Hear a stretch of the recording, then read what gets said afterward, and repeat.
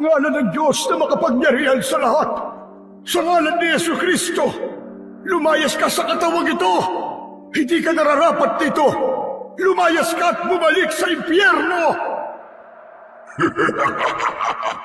Pare, sinong Diyos ang sinasabi mo? Ang Diyos ba na pinaniniwalaan ng mga duwag? Ang Diyos ba na hindi ka naman nakikita? Di ako ang lumalaban sa iyo. Ang Diyos ang nagpapalaya sa iyo. Ikaw na espiritong madumi. Ikaw na kampon ng kadiliman. Inaatasan kitang lisanin ang katawan ng batang yan. Hindi mo ako kayang paalisin. Ang katawan na ito ay akin na. Hindi mo siya mamabawi. Ako ang tunay ng ama. Dugo ko ang nanangalaytay sa kanya. Hindi! Sinungaling ka! Hindi niyo ako katulad! Papatayin ko kayong lahat! Magandang araw po sa inyong lahat.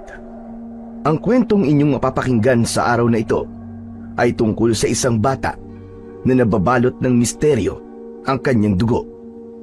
Siya si Damon, isang batang hindi ordinaryo. Isa siyang anak na nabuo sa ritual na isinagawa sa lugar na tinatawag na lunangan ng dugo. Ang ritual na yun ay isang masamang seremonya kung saan ginahasa ng supremo ng mga aswang ang isang babaeng mortal. Yun ay walang iba kundi ang ina ni Damon. Layon nitong mabuo at maisakatuparan ang nasa aklat ng propesiya na nagsasabing magsisilang ang isang babae ng isang makapangyarihang tagapagmana ng kadiliman. Matutupad kaya ang nasa propesiya? Talaga kayang hindi na matatakasan ni Damon ang kanyang tadhana? O makakaya niyang pigilan ang tukso at alok na kapangyarihan na nagmumula sa kanyang tunay na ama? Ngunit sino nga ba ang tunay na ama ni Damon? Pero bago ang lahat mga idol, huwag po nating kalimutan mag-subscribe at i-hit ang notification bell sa aking YouTube channel na Apong Isaak at The Voice Addict para sa mas marami pang makapigil hiningang kwentong aswang at katatakutan mula sa mundo ng kababalaghan. Umpisahan na po natin ang kwento. Madilim ang langit, walang bituin, walang buwan. Sa gitna ng kagubatan, sa isang lihim na lugar na tinatawag ng mga matatanda bilang lunangan ng dugo, nakatayo ang isang kakaibang altar. Ito ay isang malaking bato kung saan nakapatong ang isang ribultong may sungay. May nakatirik din na kandila na kulay itim. Nakapalibot sa altar ang isang bilog kung saan nakapaloob ang 13 na tao. Nakasuot ng mahabang itim na balabal. May pulang tali sa bewang at may maskarang gawa sa bungo ng hayop. Ang hangin ay malamig, ngunit umaalingasaw ang masangsang at mabahong amoy ng bulok na karne. Sa gitna ng altar, naroon si Darlia. Nakatali ang mga kamay. Nakasuot siya ng puti at maikling damit, simbolo ng kanyang pagkabirhen. Nanginginig siya, takot na takot. Ang kanyang mga mata ay namumugto at pilit na tiniis ang kirot at hapdi ng kanyang mga sugat na sanhi ng ilang beses niyang pagpupumiglas. Ang babae ay hindi aswang, kundi isang tao na dinukot at pinili para gawing alay sa Supremo. Ang Supremo ng mga aswang ay si Lucio, ang siyang gaganap sa ritual na nakahandang mangyari sa gabing yun. Ayon sa paniniwala ng kanilang lahi, may isang propesiya na nagsasabing isisilang ang isang sanggol na magiging pinakamalakas at pinakamakapangyarihan sa lahat, ang magiging susi sa muling pagbangon at pagdami ng lahi ng mga aswang sa ibabaw ng lupa. Wala kang dapat katakutan, Darlia. Dapat matuwa ka. Dahil ikaw ang napili para maging ina ng aking anak. Ang sanggol na siyang magiging tagapagmana ng lahat ng kasamaan. Hindi! Ayoko! Hindi ako papayag! Pakawalan mo na ako! Parang awa mo na! Ayoko magpagamit sa kasamaan nyo! Mga demonyo kayo! Huwag ka nang pumalaga. Kailangan naming maitanim ang binhi ng dilim sa sinapupunan mo. Mabubuhay ang aking anak. Tigilan mo ako! Hindi ako papayag na magsilang ng isang halimaw! Hindi. Nagkakamali ka. Hindi halimaw ang anak mo. Siya ay magiging hari. Siya ang magliligtas sa mundo. Siya ang bubura sa lahi ng mga mahihinang tao. Masahol pa kayo sa hayop! Mga demonyo kayo! Mga demonyo! Naramdaman ni Darlia ang bahagyang pag-uga ng lupa.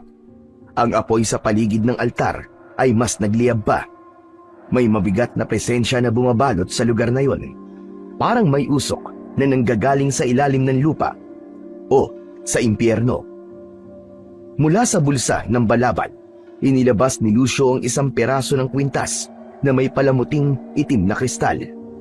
Inilapit niya ito sa pusod ni Darlia at bigla itong nagliwanag. Kasabay nito ay namilipit sa sakit ang babae. Paulit-ulit siyang sumigaw. Ah! Ano to? Anong ginagawa niyo sa akin? Maawa kayo! Wag! Huminahon ka lang. Ihahanda ko ng iyong katawan para sa pagtanggap sa binhi. At bago matapos ang gabing ito, Darlia, mararamdaman mong magkakaroon ka ng buhay sa loob mo. At hindi mo ito mapipigilan. Subukan mo! Isinusumpa ko! Hindi mangyayari ang gusto mo! Patayin mo na lang ako, demonyo ka! Patayin mo na lang ako! Hindi ka nakatakdang mamatay, Darlia. Ang kailangan mo lang ay ang magluwal. Hindi! Bitiwan mo ako! Maawa na kayo sa akin! Wag! Hinalagan siya ng 2 kultista at marahang inihiga sa batong malapad. Hawak pa rin ang kanyang mga kamay. Hindi siya makapalag, hindi makagalaw dahil sa orasyon ng mga kultista. Hindi! Anong gagawin niyo sa akin? Ba't di ako makagalaw? Ano ba? Pakawalan niyo ako! Maawa na kayo! Lucio! Lucio, huwag mong gawin to! Parang awa mo na! Huwag mong gawin to! Napangisi si Lucio habang isinusuot ang kwintas sa kanyang leeg. Maya-maya pa ay kinuha nito ang isang mangkok na may itim na likido at ininom yun. Tama na! Nagmamakaawa ako! Ayoko na! Ayoko na! Napakapit ang babae. Isang patak ng luha ang muling tumulo sa pisngi niya. Habang ang paligid ay unti-unting napupuno na ng nakakasulasok na usok. Nagsimula ng magdasal ang mga kultista. Umaalingaw-ngaw sa gubat na yon ang tila orasyong mula sa impyerno. Lumapit si Lucio sa dalaga, dahan-dahan, parang isang hayop na gutom sa laman ng tao. Tumigil siya sa harap ni Darlia. Inilapit ang kanyang muka. Sa wakas, mangyayari na. Matagal ko nang hinihintay ang sandaling ito. Wag! Wag, Lucio, maawa ka! Nakikiusap ako! Wag, Lucio! Hinaplos ng aswang ang muka ni Darlia. Napapikit ng mariin ang babae dahil sa labis na pagkasuklam. Nanginginig ito sa bawat dampi ng palad ni Lucio. Hinalikan siya nito sa labi. Wag! Hayop ka! Wag mong gawin to! Wag! Hindi sumagot si Lucio. Nakatuon lang ang mga mata sa kanya. Itinaas nito ang suot niyang bestida at dahan-dahang inilapit ang katawan sa dalaga. Nagsimula na ang kasukdulan ng ritual. Ang pinakamainit na bahagi, tuluyang isinakatuparan na ang madilim na layunin ni Lucio. Namatay ang mga sulok na may ilaw at ang tanging naiwan na liwanag ay mula sa itim na kandilang nasa ibabaw ng altar. Sapat na yon para makita ng lahat ang paglitaw ng mga tila ugat-ugat na mula sa lupa. Para itong mga daliri na gumagapang paakyat sa bato kung saan nakahiga si Darlia. Ang mga kultista ay sabay-sabay na lumod at patuloy sa pagdarasal. Samantala si Lucio naman ay unti-unting nabalutan ng anino. Nang tuluyang lamunin siya, nagbago ang kanyang anyo. Sa kanyang likod ay lumitaw ang dalawang mahahabang pakpak na parang balat ng paniki. Itim na itim ito, nangingintab sa liwanag ng itim na kandila. Ang dating balat niya ay naging magaspang, tila na balatang kahoy na pinaso sa apoy. Ang kanyang mga mata ay naging kulay pula. Ang kuko ay humaba at tumalim. Ang kanyang muka ay unti-unti ring humaba, naging isang pangit na halimaw. May pangil na parang sa aso at may tumubong maliliit na sungay sa kanyang noo. Diyos ko! Panginoon ko, tulungan niyo po ako! Dahil sa matinding emosyon, pagod at sakit, tuluyan nang nawalan ng malay si Darlia. At sa huling bahagi ng ritual, kung saan naitanim na ni Lucio ang bini, umangat sa hangin ang katawan ni Darlia. Parang may bumubuhat ditong hindi nakikita. Ang kanyang mga mata ay nakatirik at mula sa kanyang pusod ay lumabas ang sinag ng itim na liwanag. Gumuhit sa langit ang isang matalim na kidlat. Sumunod ang malakas na kulog. Umambon ng dugo mula sa ulap. Ang mga kultista ay nagpatira pa sa lupa. Ang Supremo ay nakatayo pa rin sa gitna nila. Hawak ang isang puting tela na may bahid ng dugo ng pagkabirhen at sa gitna ng panyo may tatak ng mata ng demonyo. Nang bumaba ang katawan ni Darlia, ang kanyang muka ay maputla. Wala pa rin siyang malay, ngunit ang mga kultista at si Lucio makikita ang saya sa kanilang mga muka. Nagdiwang sila dahil ang babae buntis na at sa kanyang sinapupunan nabubuhay ang anak ng dilim. Nay! Nay! Gising na po, Nay! Gising na po kayo! Napabalikwas ng bangon si Darlia. Hingal at pawis na pawis ang kanyang noo. Sandaling nanginig ang kanyang mga kamay at tulala bago tuluyang napagtanto na nasa ligtas siyang lugar. Wala siya sa gubat at wala siya sa tabi ni Lucio. Diyos ko! Ano ba ito? Bakit po, Nay? Nananaginip ka na naman ba ng masama? Napatingin si Darlia sa kanyang anak, kay Damon, 13 taong gulang na batang lalaki. Napasingap siya ng malalim nang makita ang mga mata nito. Nay? Nay, ayos ka lang ba? Ano pong gusto niyo? Tubig? Ikukuha ko po kayo. Sandali lang po, Nay, ha? Anak! Anak, wag na. Okay na si Nanay. Pasensya ka na kung maski ikaw nagising sa ingay ko. Napatingin si Darlia sa paligid at sa bintana na bahagyang nakabukas. Nasilip niyang madilim pa. Sigurado siyang malalim pa ang gabi. Ayos lang po yun, Nay. Bakit po ba kayo lagi sumisigaw? At saka, palagi po kayong umiiyak kapag binabangungot po kayo? Hindi agad sumagot si Darlia sa tanong ni Damon. Pumatak ang luha sa kanyang pisngi. Sa isip niya, gusto niyang sabihin sa anak ang lahat. Gusto niyang ikwento ang bangungot na halos gabi-gabi siyang binabalik-balikan. Gusto niyang aminin sa bata kung sino ito, kung paano ito nabuo, sino ang kanyang ama at iba pa. Pero pinipigilan niya ang kanyang sarili dahil hindi pa oras. Bata pa si Damon. Alam niyang posibleng hindi pa nito maiintindihan ang lahat. Wala, anak. Masamang panaginip lang ni Nanay. Saka, hindi ko matandaan kung ano Basta, Natatakot lang ako. Siguro, Nay, nagpakita na naman sa'yo si Lucio, no? Lucio? Paano mo nalaman ang tungkol kay Lucio? Sa inyo po, Nay.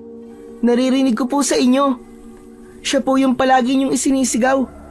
Saka alam niyo, Nay, minsan ko na rin po siya napanaginipan eh. Nagpakilala po siya sa akin na siya po si Lucio. Napalunok si Darlia at bigla siyang nanlamig sa sinabi ng kanyang anak. Anak, kung ano man ang mga napapanaginipan mo tungkol sa kanya, huwag kang maniniwala ha. Huwag kang makinig sa kanya, anak ko, kahit na anong mangyari. Mangako ka kay nanay. Kung may uutos siya sa'yo, huwag mo susundin. Kahit na anong mangyari, piliin mo ang maging mabuti.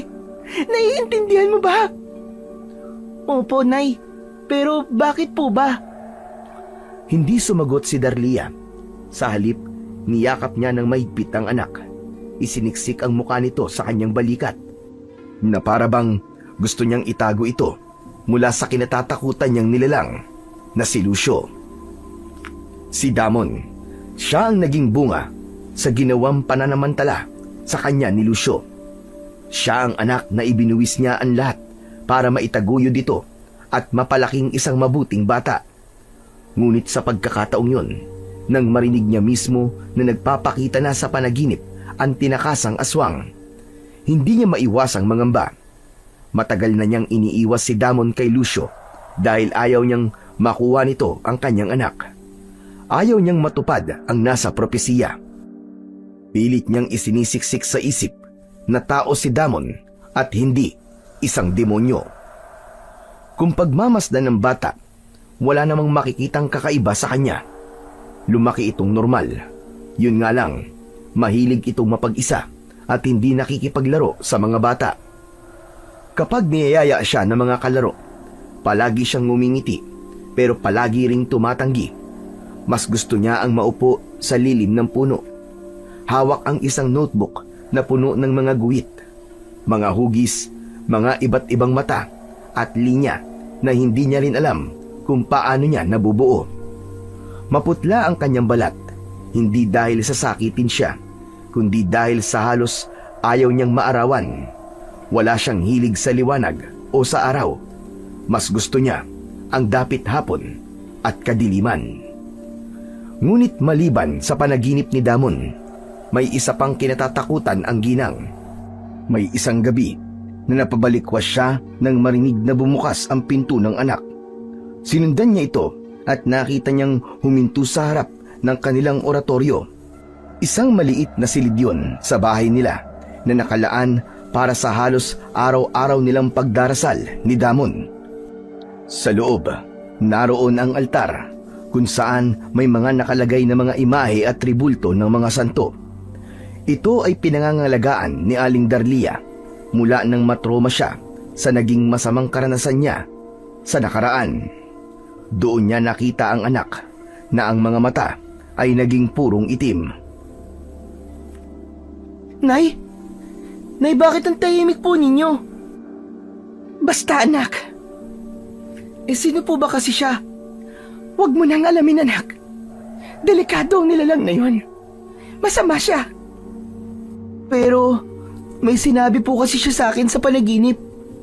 Sabi po niya, kailangan ko daw siya. Tutulungan daw niya ako. Hindi ko nga po alam kung para sa inyo sinasabi niya eh. Damon, iyo. Makinig ka sa akin.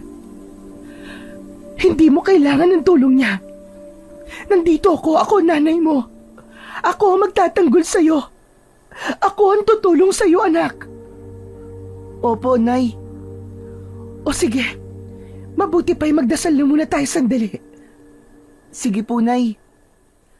Ama namin, sumasalangit ka. Sambahin ang ngalan mo. Nagpatuloy ang kanilang pagdarasal habang umuusal ang mag-ina. Naramdaman nila ang parehong pagpasok ng malamig na hangin sa nakabukas na bintana. Sa dasal na yun, ramdam ang takot ni Darlia. Pero sa bawat salitang binibigkas nila, may bahid ng pagmamakaawa ang babae. Palihim nitong binabanggit sa kanyang isip ang isang pakiusap sa Panginoon na huwag hahayaang matuklasan ng anak ang kanyang lihim na matagal na niyang tinatago. Ilayo mo siya sa tukso at iligtas mo siya sa lahat ng masama. Amen. Kinabukasan, nagising si Damon sa ingay na nagmumula sa kanilang kalsada. Ingat na ingat ang mga yon at paminsan-minsan ay tila nagbubulungan at may bahid ng tensyon at pag-aalala. Narinig niya ang tinig ng kanyang ina. May kausap itong lalaki. Matanda ang boses. Hindi niya ito kilala o mabosesan. Dahan-dahan siyang bumangon. Tahimik na lumapit sa pintuan ng kanyang silid. Sumilip siya sa maliit na siwang ng pinto. Nakaupo sa sofa ang kanyang nanay. May hawak na tasa ng kape. Sa tapat nito, may isang matandang lalaki na nakasuot ng kulay abong jacket at sombrero. May puting balbas at ang mga mata ay malalaki. Halos nakaluwa, dilat na dilat. Doon niya ito nakilala. Yun ay walang iba kundi si Mang Pedring, matalik na kaibigan ng kanyang ina. Tahimik lang si Damon, nakiramdam at gustong makinig sa kung ano ang pinag-uusapan ng dalawa. May nangyari na naman sa kabilang baryo, Darlia. 3 hayop ang natagpo ang patay. Wakwak ang tiyan. Wala nang laman loob. Tuyo ang dugo. Parang sinipsip. Diyos ko! Nagsisimula na naman ba sila? Sa palagay ko ay oo. Sa baryo ng San Agustin, may nabalitang nawawalang babae. Inabot daw ito ng dilim sa pag-uwi dahil may tinapos na project. Ayun, hindi na nakauwi. At hanggang ngayon, hindi pa rin natatagpuan ang kawawang dalaga. Ang mga walang iya, hindi na talaga titigil sa kasamaan nila. Kailangan mo mag-ingat, Iha. Mukhang palapit na sila dito. Alam mo na kung anong ibig kong sabihin. Alam ko, Mang Pedring. At hindi ko hahayaang matuntun nila kami dito. Anong plano mo ngayon? Aalis kayo ulit? Hindi ko pa po alam. Halos 13 taon na ho kaming tumira dito. Hindi ko akalain na darating ang panahon na muli silang lalapit sa amin. Naging tahimik ang buhay namin dito. Napalaki ko siya ng maayos, malayo sa anino ng nakaraan. Wala siyang alam at hindi niya kailanman malalaman yun. At sa palagay mo hindi niya malalaman? Iha, panahon na para sabihin mo sa kanya ang buong katotohanan. Dahil kahit anong tago mo, kusang lalabas yan. Hindi mo maitatago kung anong uri ng dugo ang meron siya. Hindi! Hindi, Mang Pedring. Hindi siya tulad nila. Tao siya. May puso ang aking anak. Hindi siya masama. Pero anak siya ng Supremo. Kapag gumising ang dugo ng Supremo sa loob niya, wala na tayong magagawa pa roon. May paraan, Mang Pedring. May paraan. May paraan pa para mapigil ito. Kailangan lang mananig. Kailangan kong bantayan si Damon. At gagawin ko ang lahat para mabantayan siya. Sigurado ka bang kaya mo? Tatanungin kita, Darlia. Wala ka pa bang napapansing kakaiba sa anak mo? Meron, pero hindi naman siya nananakit. Hindi naman siya nananakot. Sa ngayon, oo. Posibleng hindi siya nananakit. Pero paano sa ibang araw? Sa edad niyang yan, Darlia, nagsisimula na ang paggising. Naaamoy na siya ng mga nilalang sa paligid. At kapag nalaman nila, kapag natuntun kayo dito... Hindi! Hindi ako makakapayag na makuha siya sa akin. Abang ako'y nabubuhay, hindi ako papayag! Sa likod ng pinto ay tahimik pa ring nakikinig si Damon. Bagamat naririnig niya ang ilang usapan ng dalawa, hindi naman niya ito lubos na maunawaan. Ngunit sa kabila nito, doon niya napatunayan na may itinatago nga ang kanyang ina. May takot sa tinig ni Aling Darlia at may kung anong bigat sa bawat salitang binibitiwan ng matandang lalaki. Pakiramdam niya ay may paparating. May dapat silang katakutan. Nang tuluyang umalis si Mang Pedring, lumabas na rin si Damon sa kanyang silid.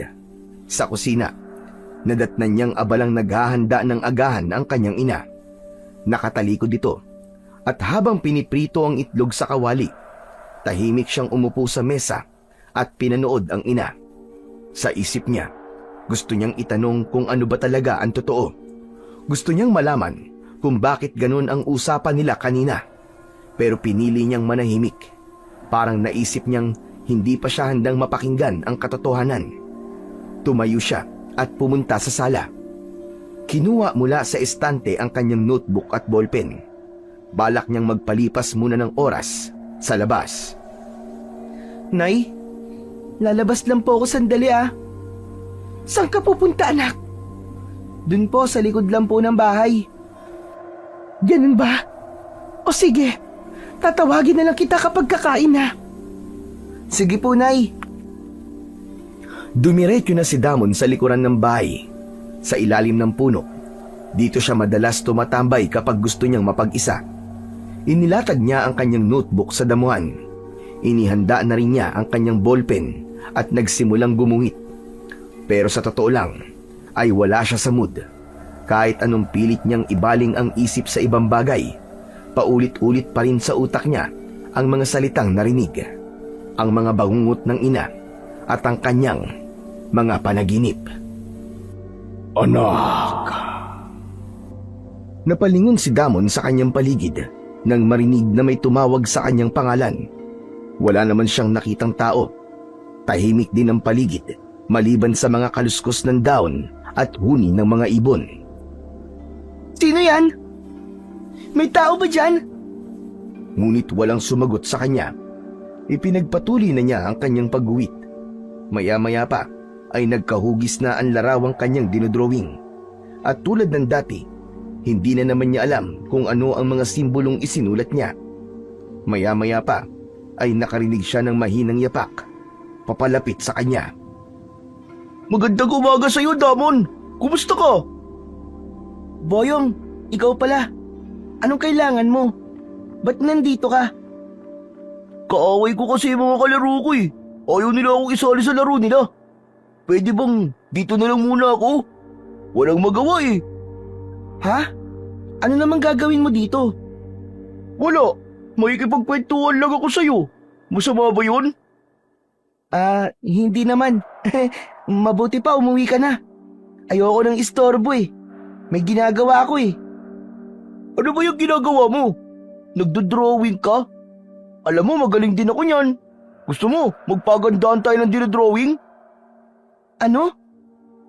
Patingin nga ako ng gawa mo kung maganda. Alam mo kasi, dun sa school, ako yung palaging nilalaban.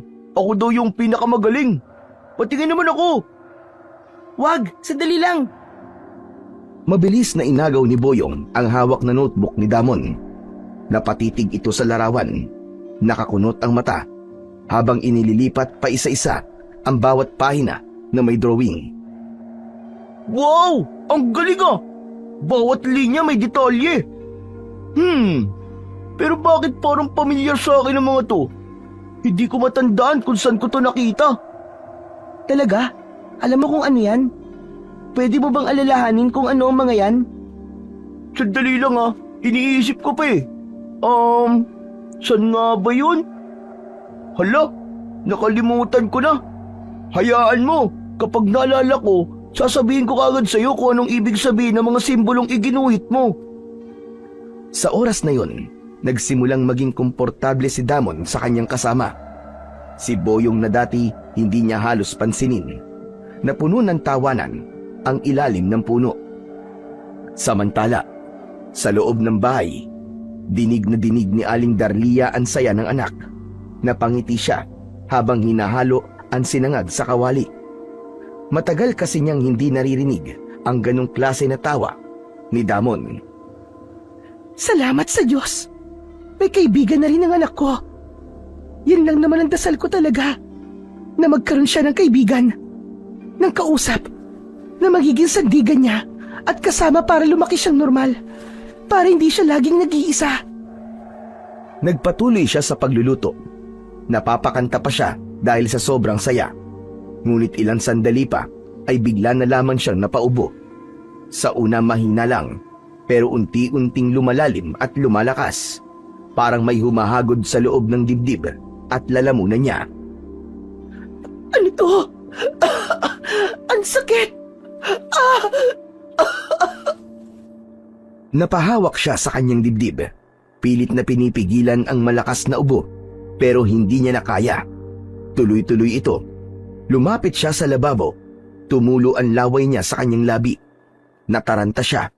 Mabilis siya yumuko at dumura sa lababo. Doon niya nakita. Mapula ang laway. May kasamang dugo.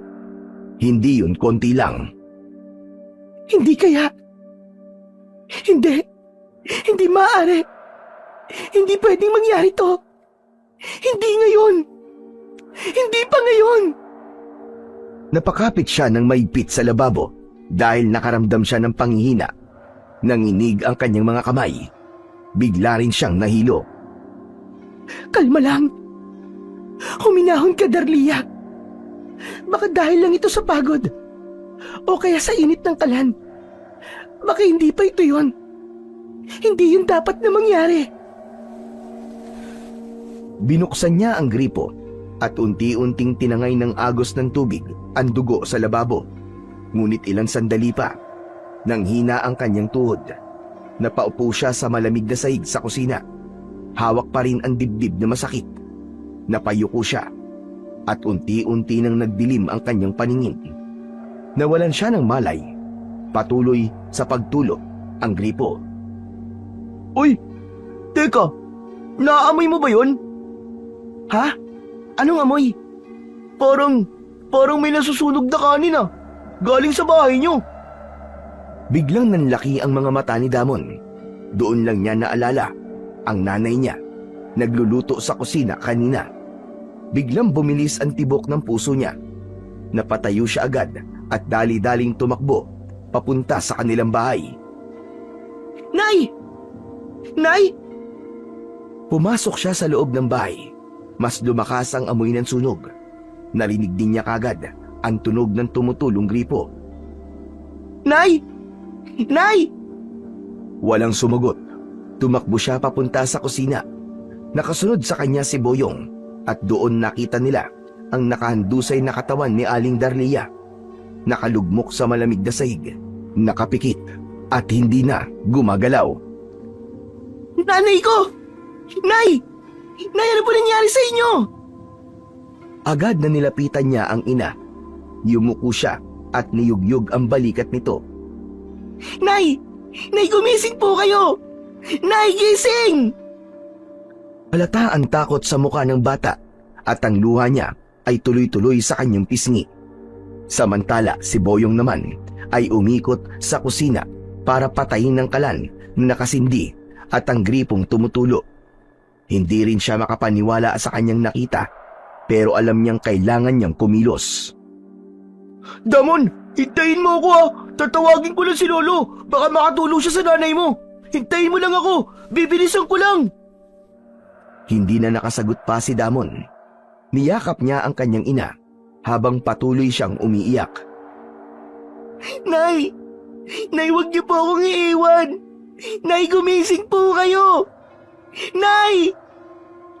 Tumakbo palabas si Boyong, palingalinga sa paligid, bago tuluyang sumibat sa kabilang direksyon, patungo sa bahay ng kanyang lolo.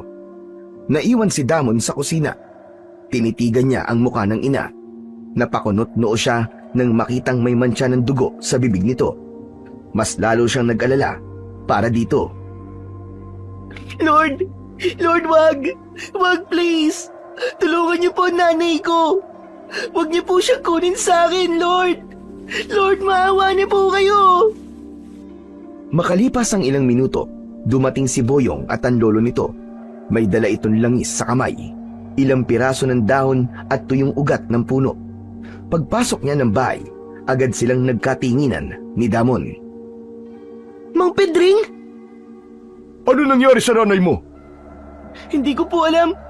Nakita lang namin na wala na po siyang malay. Agad itong pinulsuhan ng matanda.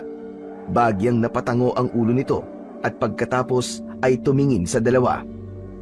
Tulungan niyo ako! Buhatin natin siya papunta doon sa sopa! Hindi na sila nag-aksaya pa ng panahon. Pagkalapag na pagkalapag ng katawan nito sa sopa, agad na dinikdik ng matanda ang dala niyang mga daon at tuyong ugat. Sa kanya ito ipinaamoy sa walang malay na babae. Ilang sandali pa, bahagyang gumalaw ito, napadilat, mabagal, mabigat ang bawat hininga. Anong nangyari? Nawalan ka na malay. Mabuti at natawag ako kagad ng apo kong si Boyong. Hindi na lumalayang nangyari sa'yo. Salamat. Salamat na at gising na po kayo. Anak, ano po ba nangyari sa inyo, Nay? Natakot po ako. Akala ko po Huwag ka mag-alala, anak. Sumakit lang ang dibdib ko. Baka sa puyat at pagod lang. Ayos lang ako, anak. Sigurado po ba kayo, Nay? Wala na po ba kayong nararamdaman sakit ngayon? Ayos na ako, anak. Ayos na ako. Ngumiti si Darlia, ngunit pilit. Kita pa rin ang pag-aalala sa mga mata ni Damon nang makitang maputla ang kulay ng balat ng kanyang ina. Anak, pwede bang sa labas muna kayo ni Boyong? Maglaro na muna kayo ulit. May kailangan lang kaming pag-usapan ni Mang Pedring. Mahalaga ito, anak. Sige po, Nay.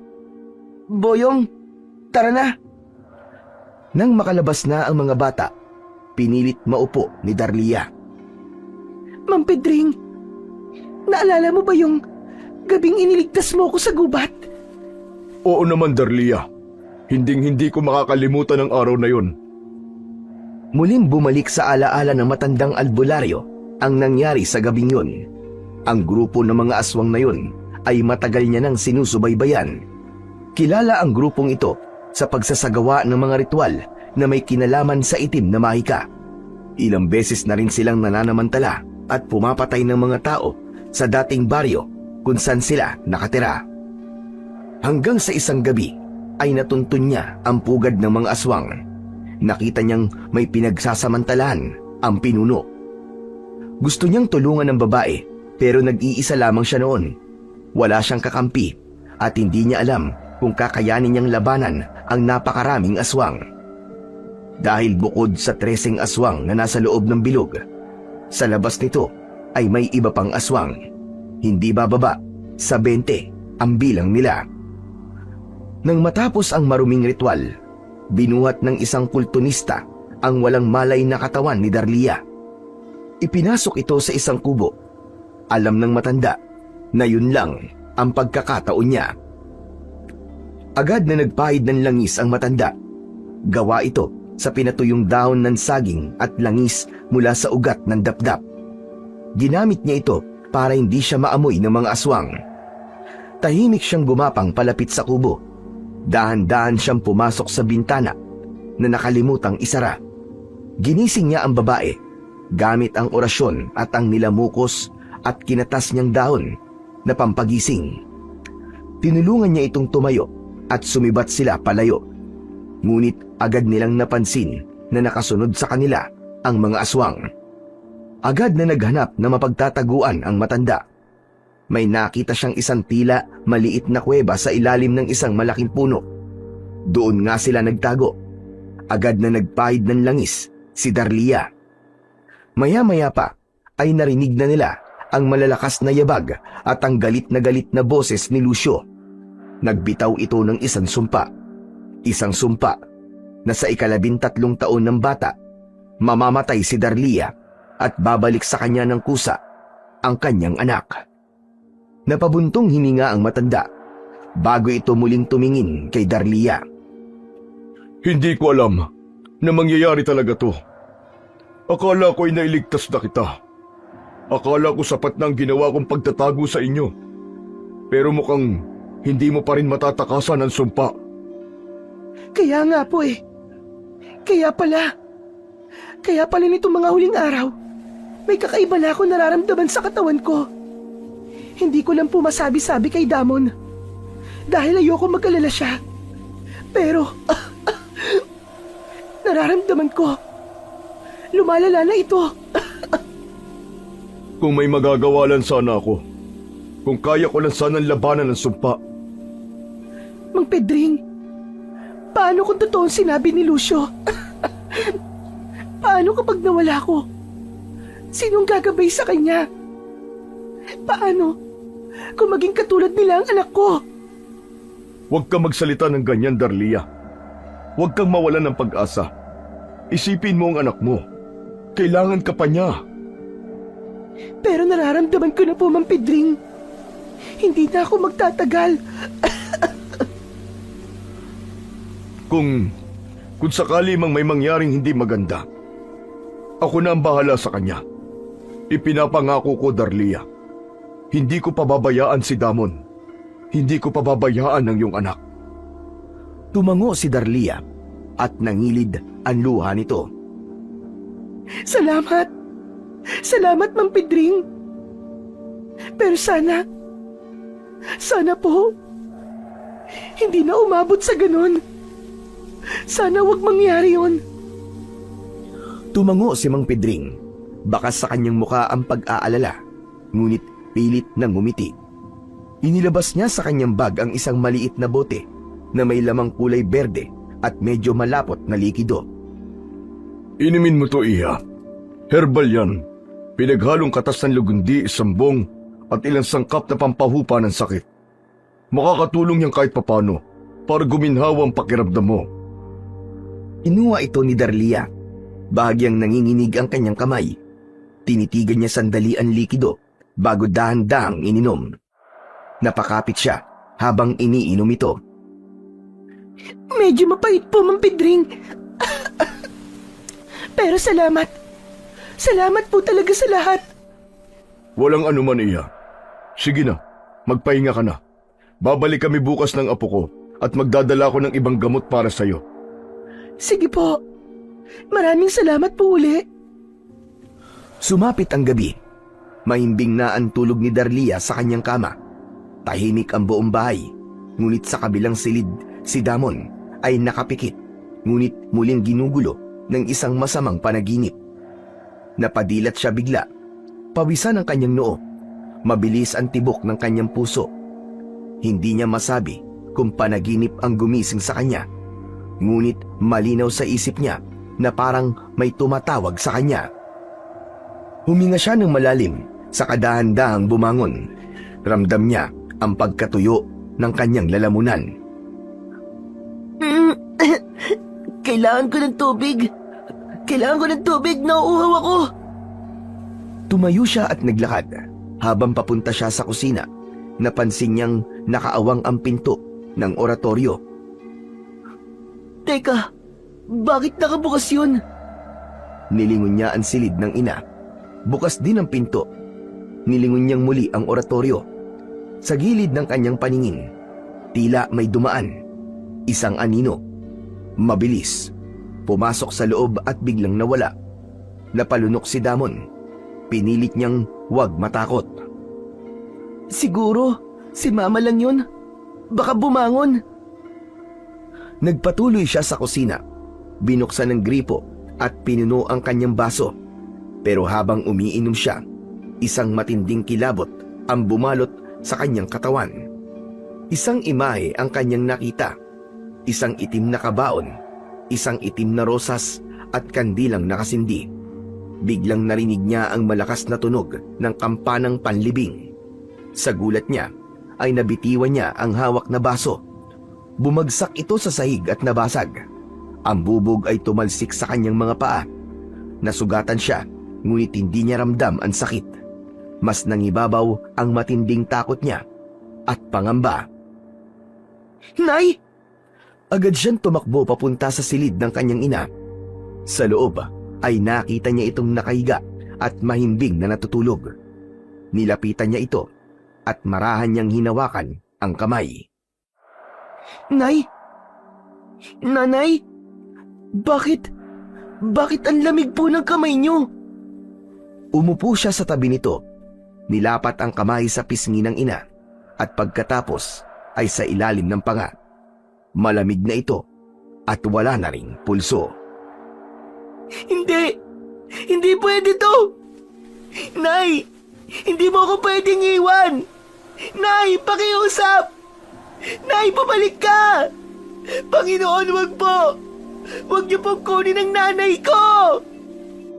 Umalingaw-ngaw sa buong bahay ang kanyang mga iyak at hikbi. At kasabay nun, nagbago ang kanyang anyo dahil sa matinding emosyon. Bigla siyang napatingin sa kanyang kamay. Tinubuan ito ng maitim na balahibo. Ano to? Ano nangyayari sa akin? Napatayo siya at napaatras. Ang kanyang likod ay kumikirot, parang may tumutubo. At sa kanyang noo, 2 matutulis na sungay ang biglang umusbong. Ah! Aray! Ano to? Ano to? Ang kabuuan ng kanyang mga mata ay naging itim. Wala nang natira, maski konting puti. Diyos ko! Ano to? Nay! Nay! Isang malakas na sigaw ang kanyang pinakawalan. Punong-puno ng takot at pag-aalala. Tapos bigla siyang tumahimik. Napatingin siya sa salamin na nasa loob ng kwarto ng ina. Nakita niya ang kanyang buong kabuuan. Tila naging isang demonyo. Ngunit sa kabila nun, tila narinig niya ang tinig ng kanyang ina sa kanyang isip. Kahit na anong mangyari, anak, piliin mo ang maging mabuti. Nay! Nay, tulungan mo ako! Tulungan mo ako magdasal na sana makaya ko kung ano man to. Para matupad ko po ang pangako ko sa inyong palagi kong pipiliin ang kabutihan. Nay! Ibulong niyo po kay Papa Jesus. Tulungan niya po ako. Tumulo ang kanyang luha. Dahan-dahan, nagsimulang humupa ang kanyang emosyon. Ang mga balahibo ay nawala. Ang sungay ay bumalik sa ilalim ng kanyang balat. Ang kanyang mga mata ay bumalik na rin sa dati nitong kulay. Patawarin niyo po ako, Nay. Patawarin mo ako sa lahat ng di ko nasabi. Salamat sa lahat. Salamat po sa pagmamahal niyo. Mahigpit niyang niyakap ang kanyang ina. Makalipas ang ilang minuto, sunod-sunod na katok sa pinto ang narinig ni Damon. Tumayo siya at pinagbuksan ng mga yon matapos malaman na mga kapitbahay nila ang dumating. Narinig ng mga ito ang malalakas niyang sigaw at pag-iyak. Nagulat ang mga ito sa nakita. Hindi nila inaasahan na biglang mawawala si Darlia. Isa sa mga ginang ang lumapit sa bangkay at marahang tinakluban ito ng kumot. Ang iba ay inalalayan naman ang bata at dinala sa sala. Tahimik lang ang bata. Wala siyang masabi sa mga oras na yon dahil sa takot at labis na lungkot. Ilang saglit pa, narinig nila mula sa labas ang boses ng isang matanda. Ano nangyari? Pumasok sa loob si Boyong. Napatakbo ito sa tabi ng kaibigan. Agad niya itong niyakap ng mahigpit. Damon! Wala na siya, Boyong. Wala na siya. Iniwan na niya ako. Tama na. Huwag ka nang umiyak, Damon. Nandito kami para sa'yo. Hindi ka nag-iisa. Tahan na. Tumahimik si Damon. Panay pa rin ang kanyang mga hikbi. Wala na siyang masabi. Tila nauubos na rin ang kanyang lakas sa pag-iyak. Napayuko na lamang siya habang si Boyong ay tahimik na nakaupo sa kanyang tabi. Hawak pa rin ang kanyang balikat bilang pagdamay. Ilang sandali pa, dumating na ang staff ng puninarya na kukuha sa bangkay ni Darlia. Matapos na makausap ni Mang Pedring, dumiretso na ang mga ito sa loob ng silid. Marahan nilang iniangat ang bangkay mula sa kama. Dahan-dahan nila itong inilagay sa isang itim na body bag. Habang inilalabas ang bangkay ng kanyang ina, pinilit ni Damon ang tumayo. Nanginginig ang kanyang mga tuhod. Nilapitan niya ito. Nay! Nay, mahal na mahal po kita. Pangako, Nay. Tatandaan ko po lahat ng mga sinabi nyo. Ang lahat ng mga pangaral nyo. Kahit mahirap. Kahit masakit. Isang huling yakap ang ibinigay niya sa kanyang ina at muli siyang umiyak nang makitang inilabas na ito sa kanilang bahay. Laban lang! Laban lang, Damon! Laban lang! Darlia, magpahinga ka na. Kami na ang bahala sa anak mo. Nakaalis na ang sasakyan ng mga taga-Puninarya. Ang ilang mga kapitbahay, kasunod nun ay unti-unti na ring nag-uwian, habang ang ilan ay piniling tumulong sa bata. May mga nag-ayos ng upuan, may nagwalis sa paligid, at may naglinis na rin ng loob ng bahay. Lahat ay nagtulungan. Walang nagsabing tulungan sila, pero kusa ang kilos ng bawat isa. Para bang nakiisa ang buong barangay sa pagdadalamhati ni Damon. At nang matapos ang mga tao, tumambay na sila sa labas para hintayin ang pagbabalik ni Darlia para makatulong sa pagsasaayos ng magiging burol nito. Samantala, ang naiwan sa loob ay si Mang Pedring, si Boyong at si Damon, na tahimik lang ng mga oras na yon.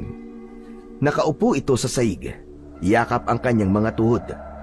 Tulala, sa tabi niya, naroon ang kaibigan niyang si Boyong, nakaupo sa gilid ng sopa, nakapatong ang siko sa tuhod, nakayuko. Tahimik naman si Mang Pedring. Ilang beses nitong sinusulyapan si Damon.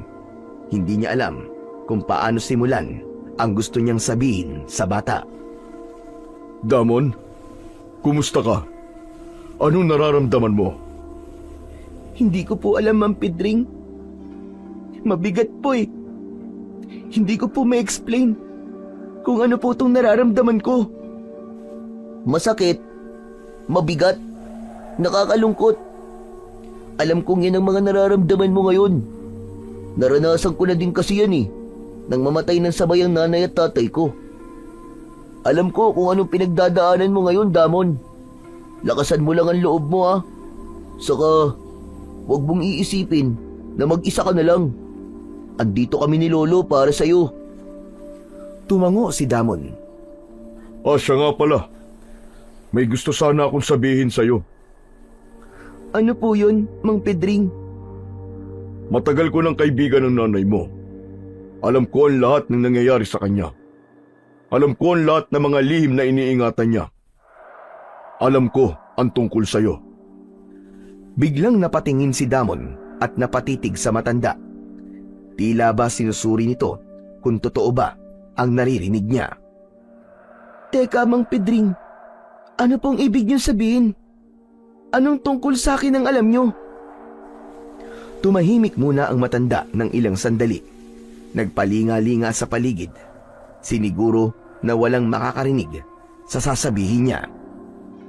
Ang totoo, ang pagkamatay ng iyong ina ay hindi biglaan at lalong hindi isang aksidente lang. Ang pagkamatay niya ay dahil sa isang sumpa. Sumpa na nakuha niya mula nang dalhin kanya sa kanyang sinapupunan. Alam ko rin na hindi ka isang ordinaryong tao. Isa kang kalahating tao at kalahating halimaw. Hindi. Hindi totoo yan. Hindi ako halimaw. Kalma lang. Kalma lang muna, Damon. Pakinggan mo muna si Lolo. Pinagsamantala ng iyong ama si Darlia. Nung gabing yun, nabuo ka. Ang tatay mo, isang supremo ng mga aswang. Nananalaytay sa dugo mo ang kanyang dugo. Mula nang itakas ko ang nanay mo sa kulto, nagtago kami dito. Malayo sa kanila. Namuhay ng tahimik at normal. At ikaw, pinalaki ka na maayos, mabait at may takot sa Diyos. Pinalaki ako mabuti. Pero isa pa rin pala akong anak ng aswang. Bakit ngayon lang, Mang Pedring? Bakit ngayon ko lang ito nalaman? Bakit hindi kagad sinabi sa akin ni nanay?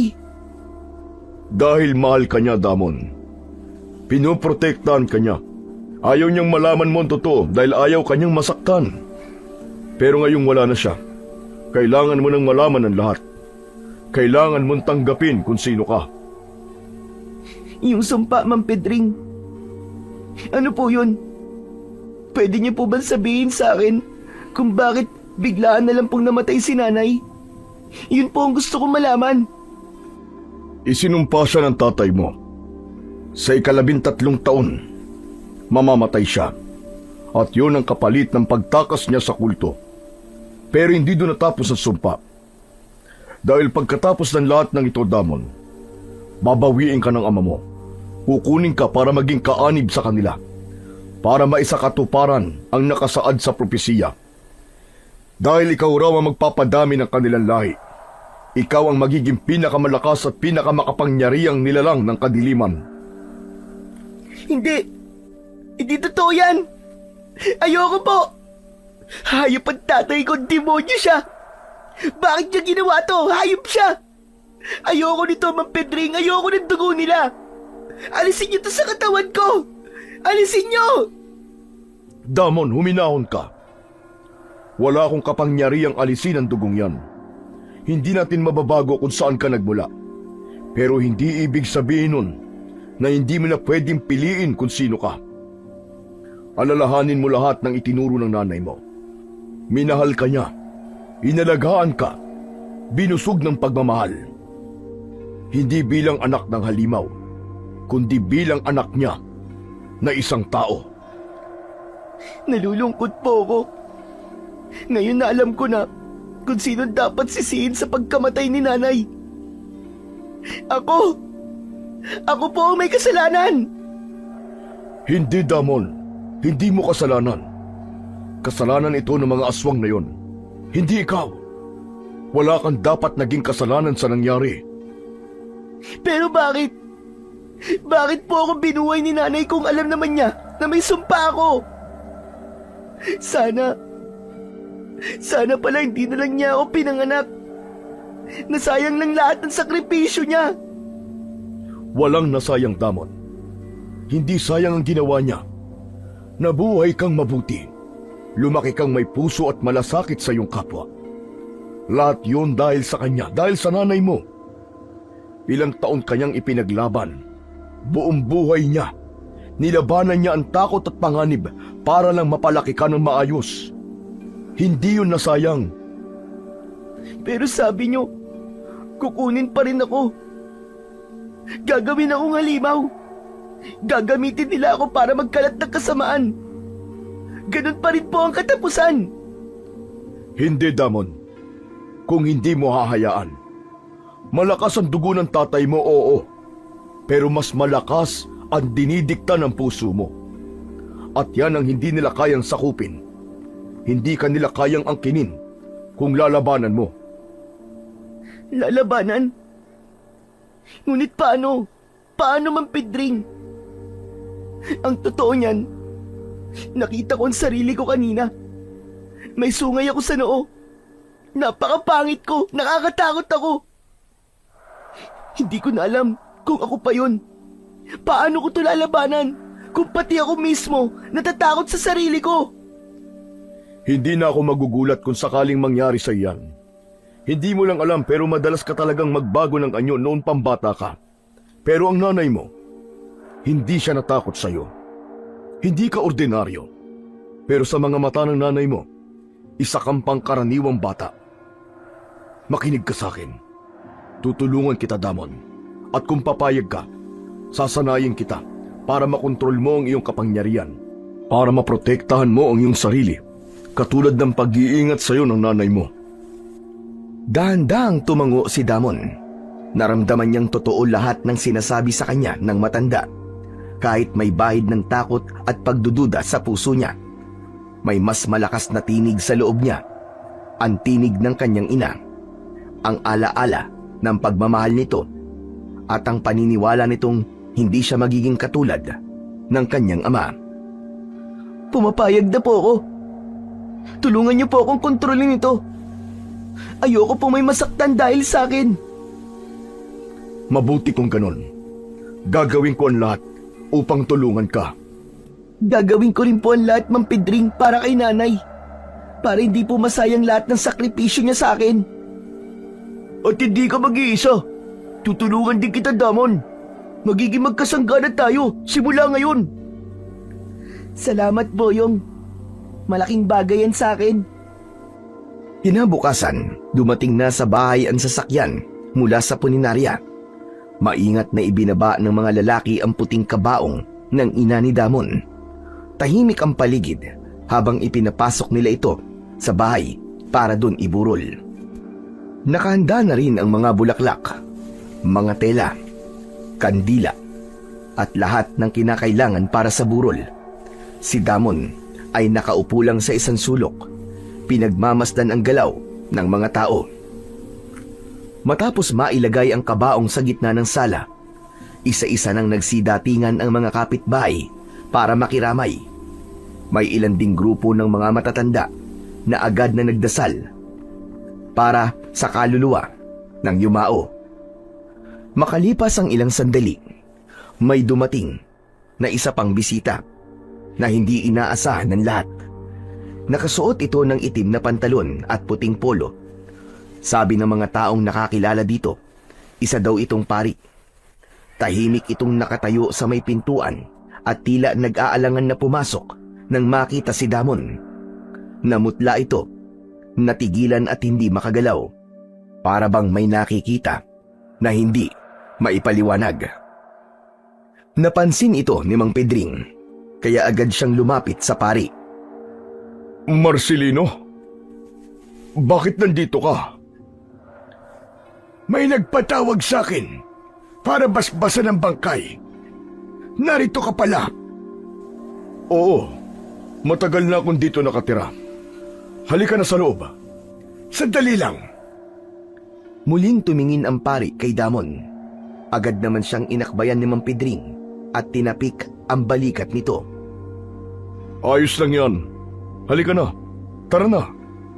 Pero, bakit ganun?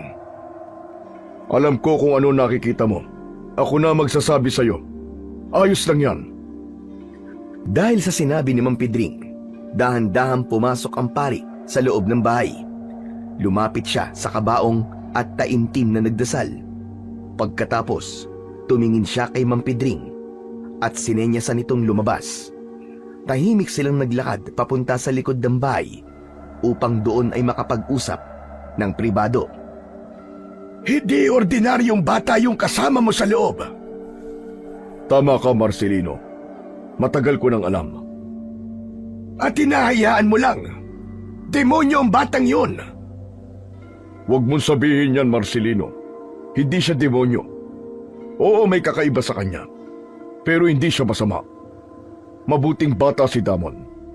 Pinalaki siya ng maayos ng nanay niya. May takot siya sa Diyos. Alam niya ang tama sa mali. At higit sa lahat, ayaw niya ang dugon dumadaloy sa kanya. Pero malakas siya. Ang lakas ng aura niya. May naaamoy akong kapahamakan. Parang may malaking panganib siyang dala. Alam ko, pero wag mo siyang katakutan. Ang kailangan niya ay gabay, hindi takot. Kailangan niya ng kasama, yung taong hindi tatalikod sa kanya. Kung pababayaan ko siya, baka nga posibleng mangyari ang sinasabi mo. Pero kung gagabayan ko siya at tutulungan, baka mas maging kapaki-pakinabang pa siya. At siya ang pwedeng tumulong sa atin para mapigilan ang panganib. Sigurado ka ba talaga dyan, kuya? Sigurado kang kaya mo siya? Kaya mo siyang hawakan? Kaya mo siyang pasunurin? Kuya, nakita ko yung sungay niya. Kahit hindi siya nagbabago ng anyo, nakita ko. At nangilabot ako sa itsura niya. Alam ko yun, Marcelino. At sigurado ako sa mga gagawin ko. Wala kang dapat na ipag-alala. Tumahimik si Father Marcelino. Nag-isip ng malalim. Ngunit sa dulo, tumango ito sabay ng isang malalim na buntong hininga. Sige. Napangiti si Mang Pedring. Matapos yun, ay niyakap niya ng mahigpit ang pari. Si Father Marcelino ang bunsong kapatid ni Mang Pedring. Matagal na silang hindi nagkikita. Nagkahiwalay sila noon nang piliin ni Marcelino ang bukasyon ng pagpapari. Akala ni Mang Pedring ay tuluyan ng tinalikuran ng kapatid ang misyon ng kanilang angkan. Pero ang hindi alam ni Mang Pedring, kahit naging pari pa si Marcelino, hindi nito tinalikuran ang misyon ng kanilang angkan na mga albularyo. May pambihira kasi itong kakayahan. Kaya niyang makakita at makaramdam ng mga nilalang na hindi nakikita ng pangkaraniwang tao. At sa kanilang magkapatid, mas matalas ang pakiramdam niya kesa kay Mang Pedring. Kaya kahit hindi nagbabago ng anyo si Damon, agad niyang nakita ang tunay nitong anyo. Ramdam niya ang matinding lakas na natutulog sa loob ng bata. Isang kapangyarihang panig sa kadiliman. Ramdam ni Father Marcelino ang presensya ng isang demonyo. Ngunit dahil kilala niya ang kapatid niya pagdating sa paninindigan nito, pinili na lang niya na wag itong kontrahin. Basta ikaw ang bahala sa kanya, kuya. Pero kapag dumating na ang araw na hindi mo na kaya, tawagin mo ako agad at tutulungan kita. Oo, Marcelino. Pero umaasa akong di naaabot doon. Kakayanin ko to. Ako na ang bahala sa kanya. Sige, sa ngayon, ipagdarasal ko kayo. Makalipas ang 3 araw, ay inilibing na si Darlia. Ang kanyang bahay ay pansamantala munang isinara, at si Damon tuluyan ng isinama sa bahay ni Mang Pedring. Dito ito maninirahan kasama ang nag-iisa niyang naging kaibigan na si Boyong. Tahimik lang si Damon habang nakaupo sa sala. Malayo ang tanaw nito. Ramdam ni Mang Pedring ang bigat ng dinadala ng bata. Hinayaan na lang muna niya. Ang bahay ng matandang albularyo ay isang maliit at lumang bahay. Gawa ito sa kahoy na may bubong na yero. May bakod na kawayan sa paligid at sa gilid ng bahay ay may mga paso ng halamang gamot. May amoy ng insenso sa paligid. Nagsindi ng kandila si Mang Pedring sa maliit na altar na nasa gilid ng sala. Maayos na nakahanay roon ang ilang ribulto, ang mahal na birhen, si Miguel Arcangel, itim na Nazareno, at may medalyon din ng San Benito. May baso na may lamang tubig, ilang tuyong dahon, insenso at may maliit na libreta ng mga orasyon. Tahimik na pinagmasdan ni Damon ang altar. Luma na ang mga santo, may bitak na ang ilan, pero halatang pinapahalagahan ng matanda. Sanay naman siyang makakita ng ganun dahil sa bahay nila, mas marami pa ang mga ribultong nasa loob ng kanilang oratoryo. At araw-araw din silang nagdarasal at nagsisindi ng kandila, lalong-lalo na pagsapit ng gabi. Pero sa pagkakataong yun, may kakaiba siyang nararamdaman. Nang tumingin siya sa ribulto ni San Miguel, parang biglang nag-init ang buong katawan niya. Mabilis din ang tibok ng kanyang puso. Humigpit ang pagkakahawak niya sa kanyang kinauupuan. Hindi niya na kayang tumingin sa altar. "Damon, okay ka lang ba?" Hindi na sumagot si Damon sa tanong na yon ni Boyong. Nakayuko siya, nakapikit, nanginginig ang kanyang mga kamay. Pilit niyang nilalabanan ang kanyang nararamdaman. Ngunit ilang sandali pa, narinig niyang nagsimulang magdasal ang matanda. Ama namin, sumasalangit ka. Sambahin ang ngalan mo. Mapasa amin ang kaharian mo. Sundin ang loob mo. Wag! Tama na! Tama na! Itigil mo na yan! Napatayo si Boyong sa gulat. Napahinto naman sa pagdarasal si Mang Pedring. Nang lingunin nila ito, nakita nilang nakahawak siya sa kanyang tenga. Mang Pedring, tama na po! Itigil niyo na! Masakit! Nasasaktan ako! Ha? Anong masakit? Bakit? Ano bang nararamdaman mo, iho? Hindi ko po alam. Hindi ko alam, Mang Pedring. Hindi ko alam. Lolo, baka yung dasal. Doon po siya nasasaktan. Si Mang Pedring sa kandila. Ang apoy nito ay mas maningas at mas matingkad kesa dati. Agad itong pinatay ng matanda. O sige, tama na muna. Halika, humiga ka ng dahan-dahan. Nang tumigil ang dasal, unti-unting bumalik sa normal ang pakiramdam ng bata. Ayos ka lang ba? Okay ka na ba? Oo. Ma'am Pedring, pasensya na po Hindi ko po intensyon na putulin po ang pagdarasal nyo. Hindi ko po maintindihan kung bakit po nangyari to. Wala kang dapat na ihingi ng tawad, iho. Masama na po ba ako? Bakit nasasaktan po ako sa dasal?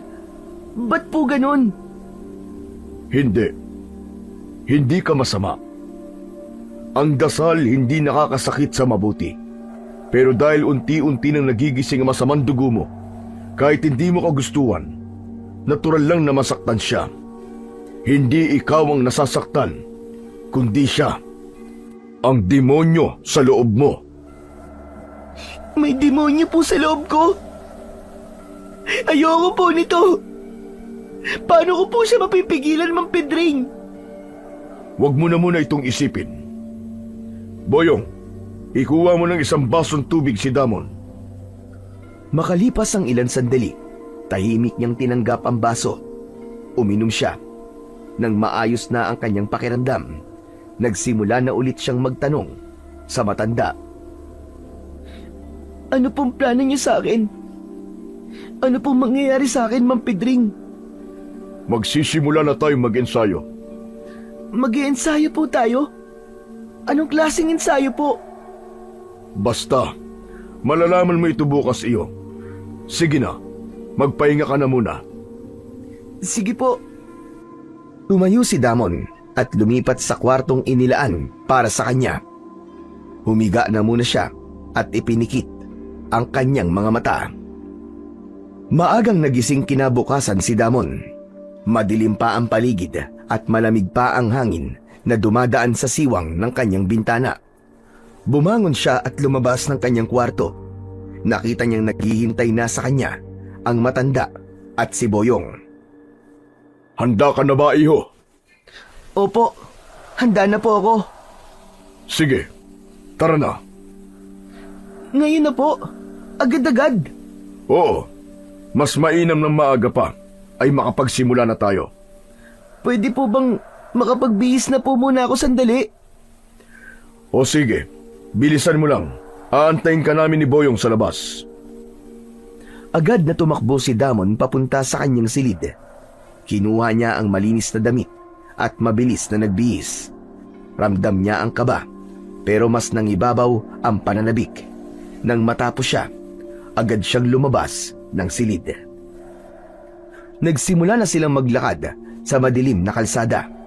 Ang liwanag mula sa kanilang mga flashlight ang nagsisilbing gabay sa madamong daan na tinatahak nila, papunta sa lugar kung saan sisimulan ang unang araw ng pagsasanay ni Damon. Mga ilang minuto din ang nilakad nila bago narating ang isang luma at napabayaan ng sementeryo. Matagal na itong abandonado at hindi na nagagamit. Ang ilang mga bangkay ay pinabayaan na lang din ng mga kamag-anak. Dito po tayo magsasanay? Oo, ito ang lugar na pinili ko para sa'yo. Dahil sa lugar na to, walang iistorbo sa atin. Walang makakakita kung ano man ang mangyayari dito. Nagsimulang gumuhit ng bilog ang matanda gamit ang uling at asin. Tapos ay naglagay ito ng kandila sa loob ng bilog at sinindihan yon. Uupo ka sa gitna ng bilog na yan. Huwag kang lalabas hanggat hindi ko sinasabi sa'yo. Ano mang maramdaman mo, init, sakit, kaba, hayaan mo lahat ng yon. Hindi kita pababayaan. Ako rin, Damon. Nandito lang ako, Lakasan mo lang ang loob mo. Kaya mo yan. Tahimik na tumango si Damon. Umupo siya sa gitna ng bilog. Huminga ng malalim at pinikit ang kanyang mga mata. Nagsimulang magdasal ng orasyon ang matanda. Ngunit habang binibigkas nito ang dasal na galing sa libreta, unti-unting bumigat ang hangin sa paligid. Si Damon nakaramdam ng init sa kanyang dibdib nahirapan siyang huminga.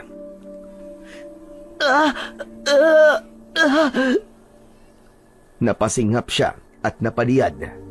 Nanlisik ang kanyang mga mata. Naramdaman niyang tila may gustong kumawala mula sa kanyang katawan. Hindi ko na kaya! Hindi ko na kaya! Tibayan mo ang loob mo. Kaya mo yan. Hindi! Tama naman, Pedring! Ayoko na! Hindi ko na kaya! Kaya mo yan. Huwag kang bibigay. Muling sumigaw si Damon. Tumutulo na ang butil-butil na pawis sa kanyang noo, kahit malamig ang paligid. Nang bumukas ang kanyang mga mata, sandaling nagkulay itim ito, bago unti-unting bumalik sa dati. Napayuko siya, pagod at hingal na hingal. Ano po yun? Ano po yun, Ma'am Pedring? Ano po nangyari? Pilit na lumalabas ang iyong kapangyarihan. Pero alam mo bang napigilan mo? Ibig sabihin, may kontrol ka. Talaga po? Kaya kong kontrolin to? Pero bakit ganun? Parang hindi ko naman po ramdam na kontrolado ko to. Normal lang yan sa simula. Magulo talaga. Ang kapangyarihan parang mabangis na hayop sa loob mo. Kapag pinakawalan mo ng walang gabay, mananakit yan. Pero kapag natutunan mong pakinggan at unawain, magiging sandata mo yan laban sa kasamaan. Talaga po? Pero paano po kung lumakas pa ito? Kaya mo pa rin yan. Maniwala ka lamang sa sarili mo. Nandito ako para ituro ang tama. At nandito rin si Boying para ipaalala sa iyo kung sino ka. Sa huli, ikaw pa rin naman ang pipili kung ano ang gagawin mo sa kapangyarihan na yan. Pipiliin ko po ang tama para kay nanay. Ma'am Pedring, ayoko masayang lahat ng sakripisyo niya. Tumango si Ma'am Pedring. Kita sa kanyang mga mata ang pag-aalala. Pero nandoon din ang tiwala. Alam niyang mahirap ang daang tatahakin ni Damon. Pero mas mahirap kung pababayaan niya ito. Sa mga sumunod na oras, pinagpatuloy nila ang pagsasanay. Pinatayo si Damon sa harap ng mga sirasirang lapida. Tinuruan kung paano pakiramdaman ang enerhiya sa paligid. Kung paano iwasan ang mga masasamang espiritu na madalas gumagala sa mga ganong lugar. May ilang beses na nararamdaman ni Damon ang malamig na hininga sa batok. May sandaling may parang bumubulong sa kanyang tenga, pero nananatili siyang kalmado. Gaya ng bili ni Ma'am Pedring, huminga siya ng malalim at isipin lamang ang layunin niya. Nang sumapit ang hapon, tumigil na sila. Pagod na pagod si Damon at halos hindi na makatayo. Pero sa kabila ng lahat, masaya siya sa natutunan niyang mas palakasin ang pagkontrol niya sa kanyang kapangyarihan. Tapos na tayo ngayong araw. Babalik na lang ulit tayo dito bukas. Naglakad na sila pauwi. Gabi na nang makabalik sila sa bahay. Habang kumakain ng hapunan, napansin ni Ma'am Pedring ang kakaibang amoy ng simoy ng hangin. Humanda kayo. May kakaiba akong nararamdaman ngayong gabi. Oo nga po, Lolo. Parang may nararamdaman din po ako na hindi tama. Parang kanina pa po may nakatingin sa atin. Tumayo si Ma'am Pedring at lumapit sa pintuan. Binuksan niya ito at saglit na nagbasit sa labas. Maya-maya pa, may narinig silang mga kaluskos. Ano po yun, Ma'am Pedring? Mga aswang, natuntunan nila tayo. Maya-maya pa, biglang kumalampag ng malakas ang bubong. May naglalakad na mga mabibigat na paa. Napatingala si Damon, habang si Boyong ay mabilis na kinuha ang buntot ng pagi na nakasabit sa likod ng pintuan. Sa isang iglap, isang bahagi ng bubong ang biglang gumuho at mula roon ay bumagsak ang isang nilalang. Isang aswang na may mahabang nguso na punong-puno ng matatalim na pangil at may malalapad na pakpak na tulad ng sa paniki. Ang kanyang mga mata ay kulay pula at nanlilisik. Sumugod ito sa loob. Sinira ang mga gamit, pinagahagis ang mga kasangkapan. Lapastangan! Itigil mo yan! Hayop ka! Lumabas ka dito, aswang ka! Kundi, papatayin ka namin! Papatayin niyo ako! Ang lakas naman ang loob niyong sabihin sa akin yan! Biglang tumigil ito. Napako ang tingin kay Damon. May halong pagkamangha ang ngisi nito habang dahan-dahang lumulod na parabang nagbibigay galang. Tama nga ang Supremo! Narito ka nga! Ang bata sa propesiya! Ang tagapagmana ng trono! Ang sasagip sa ating lahi! Sumama ka na sa amin! Hinihintay ka na ng iyong ama! Ang buong angkan mo! Gustong-gusto ka nang makita! Ano? Anong hinihintay? At sino nagsabi na sasama ako? Manigas ka! Wala akong balak sumama kahit kanino sa inyo! Sinasabi mo lang yan dahil kung ano-ano ang isinisiksik ng mga tao dyan sa ulo mo. Pero ikaw, kabilang ka sa amin at hindi mo yun mapipigilan. Mangyayari ang lahat sa ayaw at sa gusto mo. Talaga? Paano kung sabihin ko sa'yong hindi ako naniniwala sa mga sinasabi mo?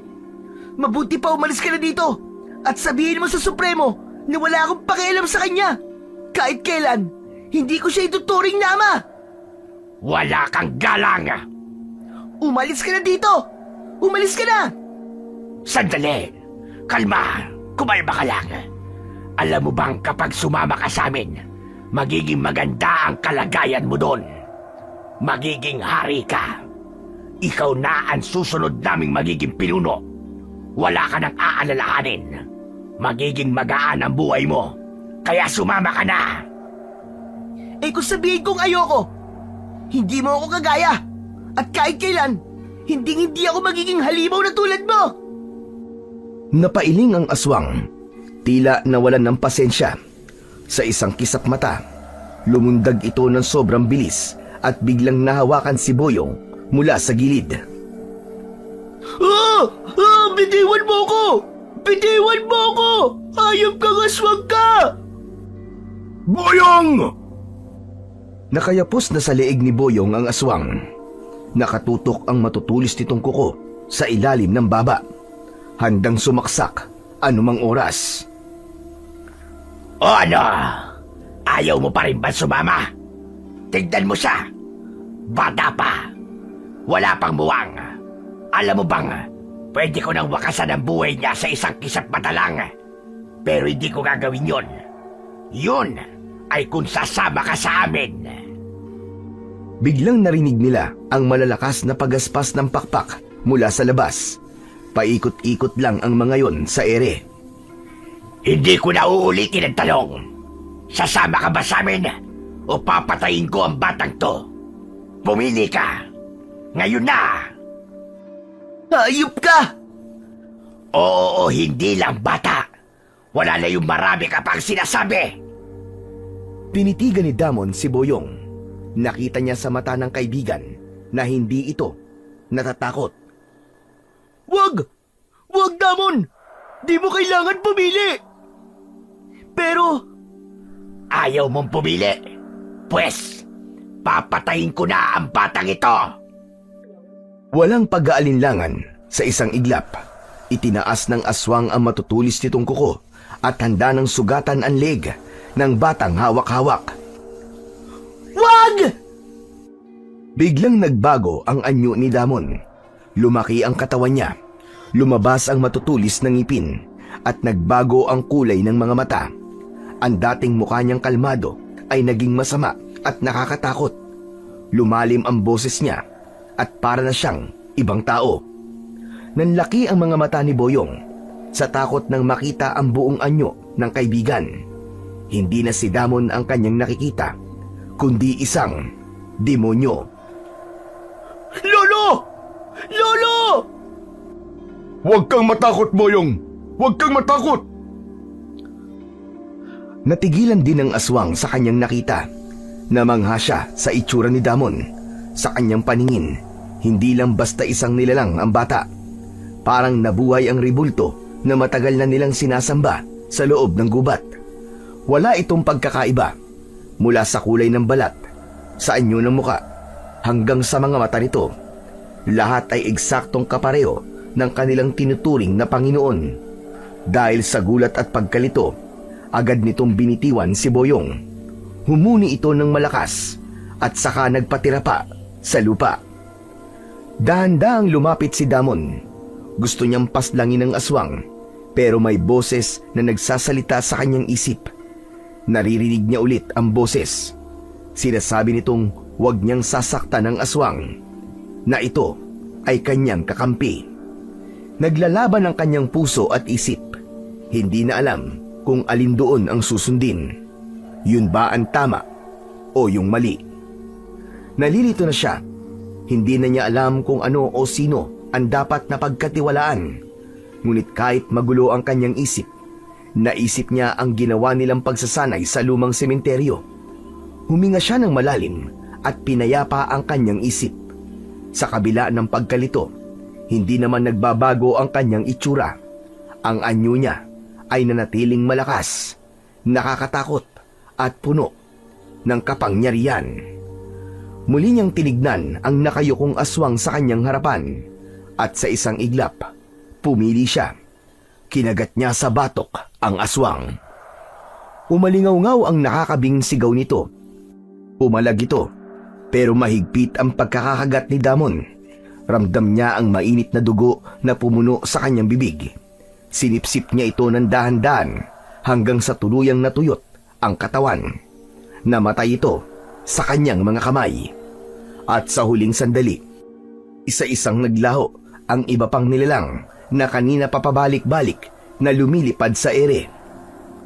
Pagkatapos ng lahat, bumagsak si Damon sa saig. Nanghina siya at unti-unting bumalik sa normal ang kanyang anyo. Lolo, ayos lang po kaya siya? Oo, Boyong. Pero matindi ang pinagdaanan niya. Kailangan niya ng pahinga. Lo, totoo po ba yung nakita ko kanina? Siya ba talaga yun? Siya ngayon. Yun ang totoong siya, Boyong. Ang dugo niya ay mula sa dugo ni Lucio. Isa siyang tunay na anak ng supremo ng mga aswang. Nakakatakot. Paano po natin masisiguro na hindi niya tayo sasaktan? Paano po kung dumating po ang araw na hindi niya na makontrol ang sarili niya, ang kapangyarihan niya, at saktan niya po tayo? Kaya niya, Boyong. Magtiwala lang tayo sa kanya. Pero, delikado po yun. Hindi natin siya pwedeng pabayaan, Boyong. Dahil sa oras sa talikuran natin siya, mas lalo tayo mapapahamak. Mas lalong madami ang madadamay. Ganun po ba talaga ang mangyayari? Ganun na nga. Mabuti pa magpahinga ka na rin muna. Huwag ka mag-alala. Hindi na babalik ang mga yon. Alam na nilang kalaban nila si Damon at takot sila sa kanya. Paano po kayo? Dito na lang muna ako sa sala. Babantayan ko siya. Tumalikod na si Boyong at pumasok sa kanyang silid. Si Mang Pedring naman, naiwan na sa sala, kasama ang walang malay na si Damon. Napatingin siya sa bubong na nasira ng aswang. Huminga siya ng malalim, saka tumawa ng mapait. Malakas talaga ang mga halimaw na yon. Hindi pang karaniwan ang kanilang lakas. Palibhas ay may basbas ng demonyo ang kanilang kapangyarihan. Mukhang di na ito kakayanin ng aking mutya. Kailangan ko ng tulong. At hindi basta-bastang tulong. Kailangan ko ang kapangyarihan ng pinakamatinding kakampi. Isang makapangyarihang nilalang na kayang puksain kahit ng pinakamasamang demonyo.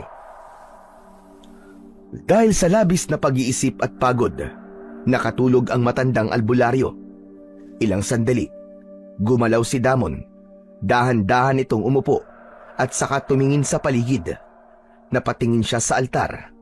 Naroon ang mga santo, mga medalyon at rosaryo. Biglang nanlisik ang kanyang mga mata. Naging purong itim, na parang wala ng kaluluwa. Tumayo siya at naglakad na parang wala sa sarili. Lumapit siya sa altar at huminto sa harap nun. Kinuha niya ang rebulto ni Miguel Arcangel. Tinignan lang niya ito saglit bago niya piniga gamit ang dalawang kamay. Nabali ang ulo ng ribulto at gumulong sa sahig at ang ilang parte nito naiwan sa kanyang mga kamay. Ganon din ang ginawa niya sa iba pa, at ang mga medalyon at rosaryo hinablot niya at itinapon sa sahig. Narinig niya ang hilik ni Mang Pedring. Dahan-dahan niyang nilingon ng matanda.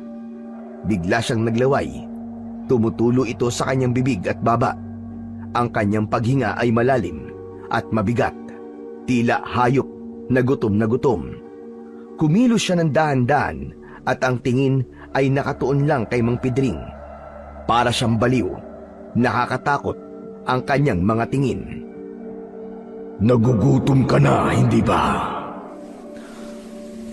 Napatingin si Damon sa paligid.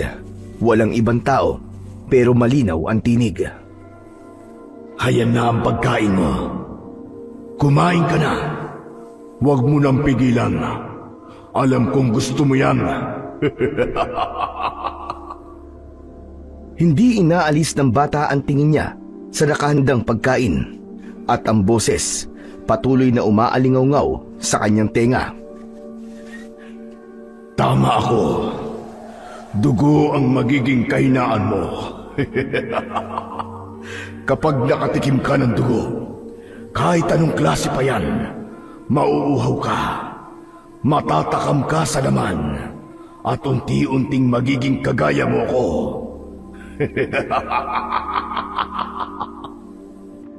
Nakalapit na siya sa matandang si Mang Pedring. Amoy na amoy niya ang dugo nito sa ilalim ng balat. Ang kanyang tiyan ay kumakalam. Nanginig ang kanyang mga daliri. Napalunok siya. Bumuka ang kanyang bibig. Handa na niyang kagatin ang matanda. Pero isang saglit, bago niya maisakatuparan ang kanyang balak, bumalik sa kanya ang ulirat. Napapikit siya, madiin, at sa isang iglap, kinagat niya ang sarili niyang braso. Umatras siya. Tumulo ang sariling dugo niya sa sahig. Hindi na niya itinuloy ang pagsalakay kay Mang Pedring. Sa halip, mabilis siyang tumakbo palabas ng bahay. Bagamat bumalik na siya sa tamang pag-iisip, ang uhaw at gutom ay hindi nawala. Patuloy pa rin siyang tinutukso ng tinig na kanyang naririnig. Sa bakuran, nakita niya ang mga manok na alaga ni Boyong. Humuli siya ng isa sa kulungan. Kinain niya ito. Duguan ang kanyang muka, kamay at bibig. Humuli siya ng isa. Kinain hanggang sa hindi na siya tumigil. Halos maubos niya ang lahat ng alagang manok. Sa wakas, naramdaman na rin niyang busog siya. Doon lang siya nakaramdam ng ginhawa. Bumagsak siya sa damuhan at doon na din nagsimula siyang umiyak. Parang batang paslit na humahagulgol ng pag-iyak. Anong ginawa ko? Bakit ako ganito? Bakit ako ganito? Maya-maya pa, bumukas ang pintuan ng bahay. Lumabas si Boyong, hawak ang maliit na flashlight. Naaninag niyang duguan si Damon at nakaupo sa lupa. Agad niyang nilapitan ito sa pag-aakalang nasa panganib ang kaibigan. Damon! Damon! Ano nangyari sa'yo? Damon, sige, kainin mo na. Hindi! Tama na! Ayoko na! Boyong, pakiusap! Umalis ka sa tabi ko! Layuan mo ako! Ha? Bakit? Ano ba nangyayari? Mabuti pali ka na! Pumasok na tayo sa loob! Ano ba kasing ginagawa mo? Biglang natigilan si Boyong nang mailawan ang luray-luray na katawan ng mga alaga niyang manok. Teka! Ikaw ba ang pumatay sa kanila? Kinain mo? Damon! Alaga ko yung mga yan! Bakit? Hindi sumagot si Damon. Tumayo siya ng maraan. Tumingin kay Boyong ng ilang saglit. Hindi ako pwede dito, Boyong. Kailangan kong lumayo. Ayokong pati kayo masaktan at mapatay ko tulad ng mga manok na yan. Tumulo ang luha ng bata. Matapos sabihin ang katagang yun, tumakbo siya at hindi na lumingon. Damon! Damon, sandali lang! Saan ka pupunta? Bumalik ka dito! Damon! Hinabol niya ito ng ilang hakbang pero bigla siyang napahinto. Agad siyang bumalik sa kanilang bahay at ginising ang kanyang lolo Pedring. Ano ka mo? Umalis siya? Naku, masama ito. Lolo, ano pong gagawin natin? Susundan ko siya. Po? Pero... Makinig ka sa akin. Habang iniahanda ko mga gamit, magpasama ka sa kapitbahay natin. Sunduin niyo si Father Marcelino. Sabihin mong kailangan ko ng tulong niya. Sige po, Lolo. Samantala, mabilis na tumatakbo si Damon papalayo. Halos hindi siya makita sa dilim. Parang nililipad ang kanyang mga paa. Pagpasok niya sa masukal na bahagi ng daan, bigla siyang tumigil. Doon niya pinalabas ang kanyang pakpak. Iniladlad niya yon at mabilis na lumipad pa itaas. Mula sa itaas, kitang-kita niya ang buong baryo. Maganda ang tanawin sa itaas, pero wala siyang pakialam.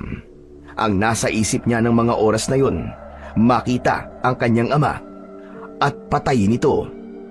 Sinundan niya ang tinig na naririnig sa kanyang isipan. Itinuturo nito ang direksyon kung saan siya nito matatagpuan. Walang alam ang nilalang na yon sa kanyang sadya. Akala nito ay kusa lang siyang uuwi. Ilang sandali pa ay may nakita na siyang gubat. May kakaibang liwanag doon. Bumaba siya at naging tao ulit. Naglakad siya hanggang sa natuntun ang isang lugar na napapalibutan ng matataas na bato. At doon niya nakita may mga nakaguhit na mga linya, simbolo. Pamilyar sa kanya ang mga ito, parehas sa kanyang mga iginiguhit. Maligayang pagbabalik dito sa lunangan ng dugo. May isang lalaki na nakaupo sa gitna sa may altar. Sa ibabaw ng malaking bato, nakatingin ito sa kanya ng diretsyo. Siyo dito ang Supremo! Ako ang Supremo. Hindi siya sinagot ni Damon. Bigla na lang siyang nagbago ulit ng anyo. Tumalas ang kanyang mga kuko at sinubukang isaksak ito sa lalaki. Pero mabilis siyang nakaiwas. Nadaplisan lamang ang braso nito. Isa kang hangal. Kinakalaban mo ang iyong lahi. Nagkakamali ka! Hindi ako katulad nyo! Sigurado ka? Tignan mo nga ang itsura mo. Hindi ka tao, Damon. Isa kang anak ng demonyo. Gusto mo ba makilala kung sino talaga ang ama mo? Ano? Anong ibig mo sabihin? Hindi ba't ikaw ang tatay ko? Ang Supremo? Hindi ako ang tatay mo. Hindi ako ang bumuo sa'yo, kundi ang espiritu ng demonyong sumasanib sa aking katawan. Siya ang nagtanim ng bini. Siya ang tunay mong ama. Nagawa namin yun dahil sa ritual. Biglang umusok ang paligid. Lumabas ang mga ugat sa pagitan ng mga bato. Parang mga galamay. Parang mga kamay na gustong lumapit kay Damon. Kita mo ba yan? Tila gusto kang yakapin ng iyong ama. Mukhang malugod ka niyang tinatanggap dito sa aming tahanan. Isa ka na sa amin ngayon, Damon. Sa ayaw at sa gusto mo. Hindi! Sinungaling ka! Hindi ako katulad nyo! Kinasusuklaman mo ang tulad namin. Pero mas masaul ka pa sa amin. Dahil kami, mga aswang lang. Pero ikaw, isa kang tunay na demonyo. Tama na! Ayoko na! Tumigil ka na! Ah! Papatayin ko kayong lahat! Nagwala si Damon. Isa-isa niyang kinalaban ang mga aswang na naroroon. Gamit ang kanyang lakas, pumatay siya ng marami. Bumagsak ang mga katawan sa lupa. Duguan. Wala nang nagawa ang iba, kundi labanan din siya.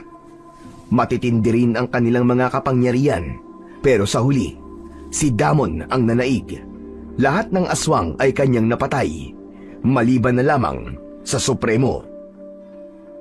Hindi ko alam na ikaw ang uubos sa mga kalahi namin. Bakit ganun? Mali ang nasa propesiya. Anong propesiya ang sinasabi mo? Baka nakakalimutan mo. May dugong tao ako. At dahil doon, nagkaroon ako ng pagkakataong pumili. May kalayaan ako, tulad ng isang tunay na tao. At pinili kong hindi maging tulad nyo. Hayop ka. Papatayin kita. Isa kang traidor. Kalaban ka na rin ngayon. Sumugod ang Supremo ng mga aswang. Nasugatan niya si Damon. Dumaloy ang dugo nito at tumulo sa bato. Biglang lumakas ang usok at mula sa ilalim ng mga bato, lumabas ang isang anino. Papunta ito sa katawan ng bata. Sumanib ito. Ang katawan ni Damon, mas lalong lumaki. Ang itim na balat niya ay naging pula at mas humaba ang sungay niya sa kanyang noo. Napatingin ng Supremo sa kanya. Doon lang ito natakot. Tumakbo siya, pero huli na ang lahat. Itinarak ng demonyo ang isang pulang baston sa lupa. At kasunod nun ay nasunog ng dahan-dahan ang katawan ni Lucio. Umalingaw-ngaw ang malakas nitong sigaw sa loob ng kagubatan. At yun ang naabutan ng grupo ni Namang Pidring. Napahinto sila nang makita sila ng demonyo. Ngumisi ito. Lumapit ito sa kanila ng bahagya. Ginamit kagad ni Mang Pidring ang kanyang mutya upang gumawa ng proteksyon. Isang bilog na liwanag at bumalot sa kanila. Hindi nasakta ng demonyo pero hindi rin makalapit. Inilabas ni Father Marcelino ang krus. Hindi ito ordinaryo. Gawa ito sa pilak na binasbasan ng simbahan. May nakapako na imahe ni Kristo. May mga Latin na panalangin na nakaukit sa kahabaan ng katawan ng krus na ginagamit sa pagpapalayas ng mga masasamang espiritu. May nakatago din sa may bandang hawakan nito na naglalaman ng banal na relika at sinasabing mula sa kahoy na pinagpakuan ng tagapagligtas. Maigpit niyang hinawakan ng krus at nagsimula siyang magdasal ng paulit-ulit. Sa ngalan ng Diyos na makapangyarihan sa lahat, sa ngalan ni Jesucristo, lumayas ka sa katawang ito. Hindi ka nararapat dito. Lumayas ka at bumalik sa impyerno. Pare, sino ang Diyos na sinasabi mo? Ang Diyos ba na pinaniniwalaan ng mga duwag? Ang Diyos ba na hindi niya naman nakikita? Yumuko ito, dumura ng itim na likido sa lupa. Nagpatuloy sa pagdarasal ang pari sa loob ng bilog. Hindi mo ko kaya! Hindi ako lumalaban sa iyo. Ang Diyos ang nagpapalaya sa iyo. Ikaw na espiritong marumi. Ikaw na kampo ng kadiliman. Inaatasan kitang lisanin ang katawan ng batang yan. Pagkatapos nun, mabilis na nagdasal ng isang kakaibang orasyon ang pari. Hindi mo ko kayang palisin. Akin na ang katawan na to. Hindi mo na siya mababawi. Ako ang tunay niyang ama. Dugo ko ang nananalaytay sa kanya. Nagkakamali ka, Diablo. Hindi ikaw ang may kapangyarihan sa kaluluwa niya. Pinili niyang lumaban. Pinili niyang hindi maging tulad mo. Lumabas ng bilog si Father Marcelino at dahan-dahang nilapitan ang demonyong nasa harapan niya. Ang katawan ay maaaring bihagin, ngunit ang kaluluwa, kailanman ay hindi mapapasayo! Tumigil ka! Hindi mo na muling masisilayan ang mundo. Sa ngalan ng Panginoon, isinusumpa kita, pabalik sa iyong pinanggalingan! Sa mismong sandaling binigkas ni Father Marcelino ang mga huling salita. Isang malakas na pagsabog ang nangyari sa mismong kinatatayuan ng demonyo. Kitang-kita nila ang tila pagbaba ng kakaibang kidlat o apoy mula sa itaas. Nilamon ng makapal na usok ang lugar na yon at kasabay nito ay isang matinding amoy ng asupre ang kanilang naamoy. Mas malakas, mas masangsang, halos hindi na makahinga ang ilan. Nakita ni Mang Pedring na tumilapo ng katawan ng kanyang kapatid. Marcelino! Hindi na siya nagdalawang isip. Lumundag siya sa loob ng protektadong bilog. Tinulungan niya ito na makabangon. May dugo ang noo nito. Nasugatan dahil tumama sa bato. Ayos ka lang ba, Marcelino? Okay lang ako. Salamat sa tulong mo. Halika, pagtulungan natin ang demonyong yan. Hindi pa tapos ang laban. Tumindig ang dalawa, subalit biglang natigilan ang pari. Hindi maaari. Nasaan na ang krus ko? Napatingin siya sa paligid. Hinanap ito pero wala. Hindi niya makita. Nabitawan niya ito kasabay ng malakas na pagsabog. Ang usok ay unti-unting nawala. Sa gitna nito, nakita nila ang katawan ni Damon. Nakahandusay, nangingisay, na parabang kinukumbulsyon. Nakaangat ang ulo nito. Kita nila ang mga matang nakatirik at ang bibig na bumubula. Ano nangyayari kay Damon? Lolo! Damon! Damon! Sigaw ni Boyong at walang pag-aalinlangang lumabas ng bilog si Boyong at agad na nilapitan ang kaibigan. Tulong! Tulungan niyo ang kaibigan ko! Lolo! Tulungan niyo po siya! Lumayo ka, Apo! Halika dito! Subalit hindi nakinig si Boyong. Patuloy lang ang pag-iyak at pagyakap niya sa katawan ni Damon. Lumapit na rin ang dalawang lalaking exorcist na kasama ni Father Marcelino. Maingat nilang binuhat ang bata para mailayo at doon nila napansin ang isang mahalagang bagay. Diyos na makapangyarihan sa lahat! Ang aking krus! Nadapaan ng bata ang krusipiho na ginagamit niya sa pagpapaalis ng masamang espiritu. Nakayakap pa ito doon. Ano yan? Ano nangyari? Bakit may marka ng krus ang kanyang dibdib? Anong ibig sabihin nun, Marcelino? Marahil ay yan ang paraan ng Diyos para iparating sa ating lahat na ang batang ito ay kanyang anak. Natahimik ang lahat. Walang makapagsalita. Maya-maya pa, unti-unting nagising si Damon. Dumilat siya. Tumingin kay Boyong at bahagyang ngumiti. Umiyak si Boyong sa tuwa at mahigpit na niyakap ang kanyang kaibigan. Si Mang Pedring naman at Father Marcelino ay nagkatinginan na parehong may ngiti sa labi. Pagkalipas ng ilang sandali, nagpasya na silang umuwi. Bit-bit si Damon. Sabay-sabay silang naglakad at habang naglalakad sila, hinawakan ni Mang Pedring si Father Marcelino. Hindi ka naman pala talaga lumayo sa gawain natin. Mas matindi ka pa nga. Mas malakas ang kakampi mo. Ang galing mo. Ipinagmamalaki kita. Maraming salamat. Pero kaya mo rin yun. Palakasin mo lang ang pananampalataya mo at manalig ka sa Kanya ng buong buo. Dahil sa kapangyarihan ng Diyos, walang imposible. Lumipas ang halos isang taon. Marami nang nagbago sa buhay ng isa't isa, lalo na kay Damon at Boyong. Naging komportable na si Damon at naging masaya sa piling ng bago niyang pamilya. Palagi silang tinuturuan ni Mang Pedring ng mga orasyon at kung paano manggamot gamit ang mga halaman.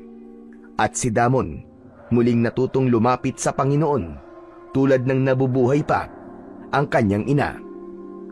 Samantala, hindi lang sila ang nagbago, kundi maging sa baryo may nagbago din. Ang dating maliit na kapilya ay giniba at pinatayuan ng mas malaking simbahan sa pangunguna ni Father Marcelino. Pinalaki ito upang mas maraming tao ang makadalo sa banal na misa. Paminsan-minsan, siya mismo ang nagsasagawa ng misa roon.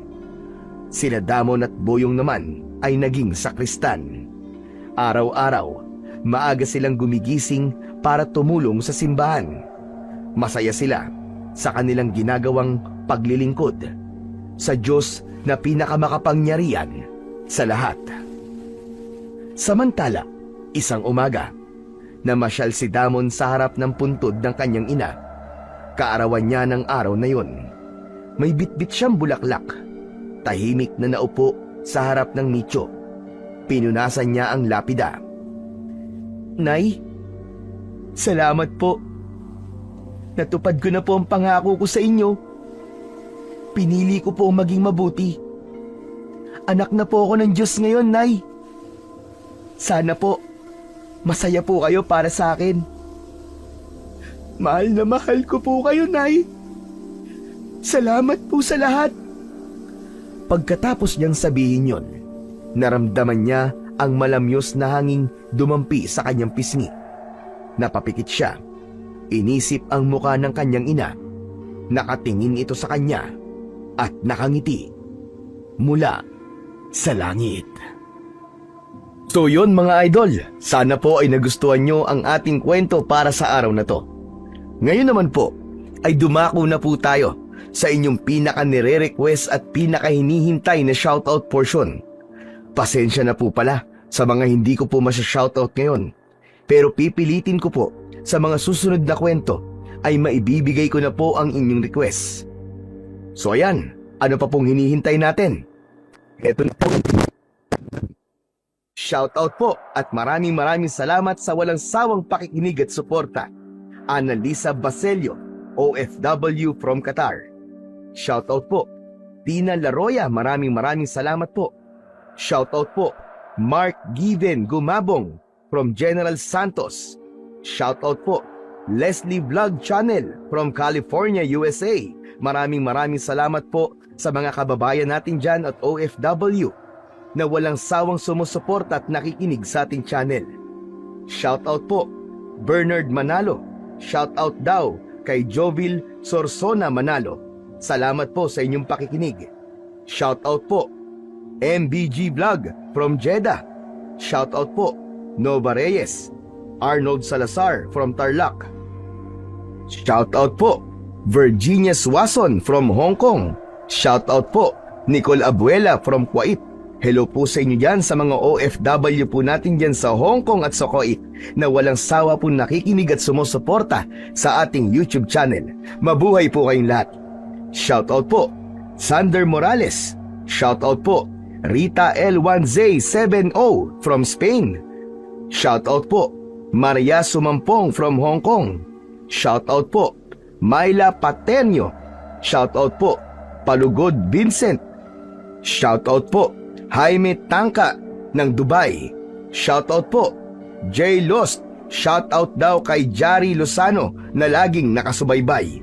Shoutout po, Akira Joem. Lilibit Perez, OFW from Singapore. Ismael Mamoro from Atlantic Ocean. Hello po sa inyo dyan sa Atlantic Ocean. Ikumusta nyo po ko kay Aquaman. Shoutout po, Alma Hornales from Kuwait. Shoutout po, Mark Arcel Katindoy from Alang-Ala, Leyte na nakikinig araw-araw. Shoutout po, Renante Inde. Gabunan daw siya. Shoutout po, Crisanto from Negros Oriental. Shoutout po, Marvilla. At syempre, shoutout po, Mismo from Pampanga. So yon mga idol, muli po, maraming salamat po sa inyong walang sawang suporta at pakikinig ng mga kwentong aswang at katatakutan sa aking munting channel na The Voice Addict at Apong Isaac. Hanggang sa susunod pa pong kwento na magpapatindig ng inyong mga balahibo mula sa mundo ng kababalaghan.